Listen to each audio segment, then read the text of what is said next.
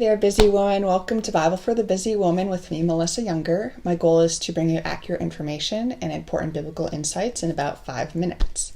So today I'm going to look at the book of Matthew, and this video is going to give you a little biblical and historical context to help you understand this book and its message, because it's important to understand the big picture and that context so that we can understand each section of the book more accurately. And I'll be going to each section in my next videos. So first, let's start with the author.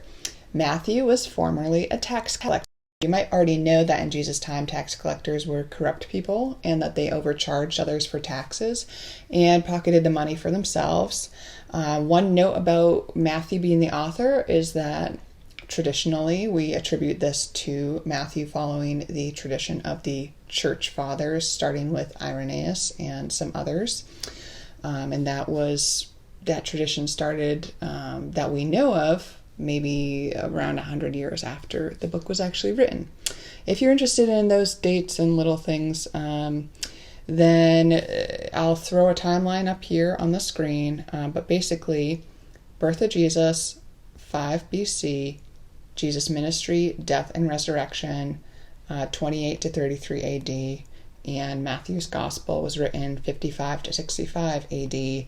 And you're going to see like some variance in depending on where you look for those dates. But we can give a good guess about them.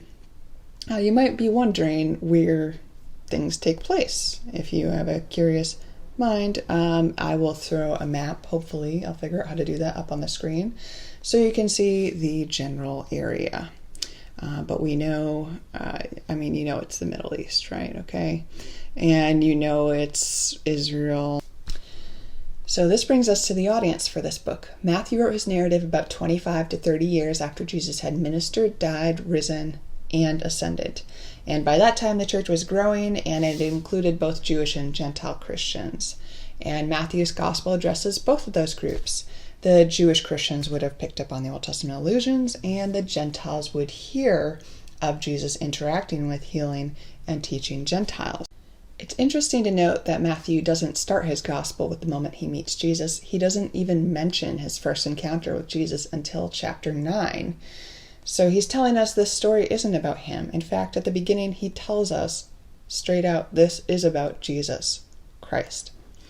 And then he starts not exactly with an attention grabber, but tracing Jesus' lineage. And then he presents a unique narrative of Jesus' birth. And he shows Jesus' family escaping from Herod. And then he draws on all these Old Testament passages at the beginning and then throughout the book, linking Jesus to Israel. And these passages show that just as Israel in the Old Testament, you might remember, is talked about God's Son, as God's Son, and then now Jesus is being talked about as God's Son in the New Testament. And so Matthew relates episodes about Jesus that show this fulfillment of the Old Testament scripture, and he also shows episodes of Jesus healing and teaching. And there's a couple of different sermons that he kind of compiles different teachings of Jesus, and for what he's doing. We'll get into all those little details later in other videos. Okay, for right now, we're just painting the big picture, right?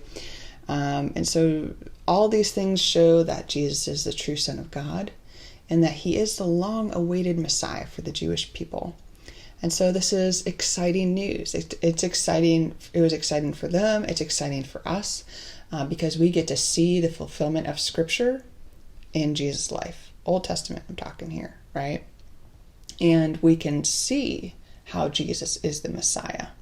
So I hope that you join me on this journey, that you can watch some of these videos. I hope that this information helps you in your learning and your faith in Jesus Christ and makes you curious and excited to know more.